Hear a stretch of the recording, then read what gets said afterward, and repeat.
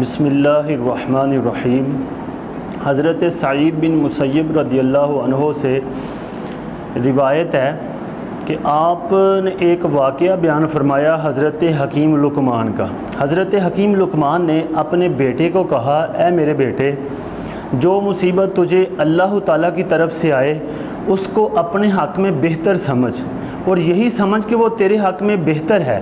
بیٹے نے کہا، اے ابا جان، یہ بات تو میں نے سن لی اور اس کا میں نے مطلب بھی سمجھ لیا، لیکن میرا اتنا یقین ابھی پختہ نہیں ہوا، میرا اتنا یقین پختہ نہیں ہوا کہ میں اس کو دل میں بٹھا لوں۔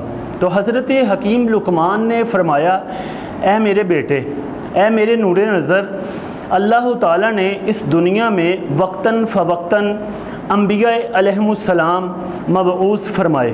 ہم اس زمانے کے نبی کے پاس جاتے ہیں تاکہ وہ بات تمہیں اتنی اچھی طرح سمجھائے کہ وہ تمہارے دل میں بیٹھ جائے۔ باپ بیٹے نے رخت سفر باندھا، سامان سفر باندھا اور سفر پر چل پڑے۔ چلتے چلتے راستے میں ایک ویران جنگل آیا۔ اس جنگل میں جب پہنچے تو اس جنگل میں درخت بھی نہیں تھے، پانی بھی نہیں تھا، اور آپ کے پاس جو کھانا تھا وہ بھی ختم ہو گیا، جو پانی تھا وہ بھی ختم ہو گیا۔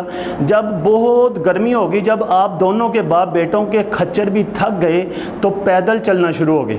پیدل چلتے چلتے جب کھچروں کے اندر بھی طاقت ختم ہوگی، آپ کے پاس بھی طاقت ختم ہوگی، تو ایک جگہ ٹھہر گئے۔ حضرت حکیم لقمان کے بیٹے نے کہا، ابا جان، دیکھو یہ کتنی بڑی مصیبت ہے۔ آپ نے ایک طرف دیکھا کہ دھواں اٹھا ہے اور سایہ محسوس ہوا، تو حضرت حکیم لقمان نے سمجھا کہ یہ کوئی آبادی کی علامت ہے، چلو چلتے ہیں، ہمت کرو۔ جب تھوڑا سا چلے، بیٹے کو ٹھوکر لگی اور بیٹے کے پاؤں پر ایک ہڈی لگی جو پاؤں کے آر پار چلے گئی۔ جب بیٹے نے یہ معاملہ دیکھا، وہ بھوک تھی، پیاس تھی، گرمی شدت کی تھی، اوپر سے جب یہ تکلیف آئی، بیٹا بے ہوش ہو گیا۔ حضرت حکیم لقمان نے دانتوں کے ساتھ اس ہڈی کو نکالا اور رونا شروع کر دیا۔ جب بیٹے کی یہ حالت دیکھی تو آنکھوں سے آنسو آ گئے، تو اس آنسوں کی وجہ سے بیٹے کو ہوش آ گیا، بیٹے کے چہرے پہ جب وہ آنسو گرے تو بیٹے کو ہوش آ گیا۔ تو بیٹے نے جب دیکھا کہ باپ رو رہا ہے، باپ کی آنکھوں سے آنسو ہے، کہا کہ اے ابا جان، آپ تو کہتے تھے کہ مصیبت اچھی ہوتی ہے، میرے حق میں یہ بہتر ہوگی، تو آپ رو کیوں رہے ہیں؟ کہا، بیٹا معاملہ وہی ہے کہ مصیبت انسان کے حق میں بہتر ہی ہوگی، لیکن میں ایک باپ ہوں، بیٹے پہ کوئی تکلیف آئے تو اس وجہ سے، شفقت پدری کی وجہ سے میں رو رہا ہوں، میری آنکھوں سے آنسو آ رہے ہیں۔ آپ نے دیکھا کہ ایک طرف سے ایک نوجوان آ رہا ہے، جب قریب آیا تو وہ نظر نہ آیا، گھوڑے پہ خوبصورت نوجوان تھا، جب وہ قریب آیا تو غائب ہو گیا۔ تو قریب آ کر اس نے آواز دی کہ آپ لقمان ہیں؟ آپ نے فرمایا جی۔ تو اس نے کہا کہ آپ کو حکیم کہا جاتا ہے؟ آپ نے کہا مجھے ہی حکیم کہا جاتا ہے۔ تو آپ نے پوچھا کہ آپ کون ہو؟ تو اس نے کہا میں جبریل ہوں۔ تو اس وقت حضرت جبریل نے کہا کہ مجھے اللہ تعالیٰ نے بھیجا کہ فلاں بستی پر اللہ کا عذاب نازل فرماؤ، اس فلاں بستی کو غرق کر رہا ہو۔ آپ باپ بیٹا اس بستی کی طرف جا رہے تھے، میں نے دیکھا کہ آپ اس بستی کی طرف آ رہے ہیں، تو میں نے اللہ تعالیٰ سے دعا کی، یا اللہ ان دونوں کو اس طرف نہ لا تاکہ میں عذاب نازل کر سکوں اور اس بستی کو برباد کر سکوں۔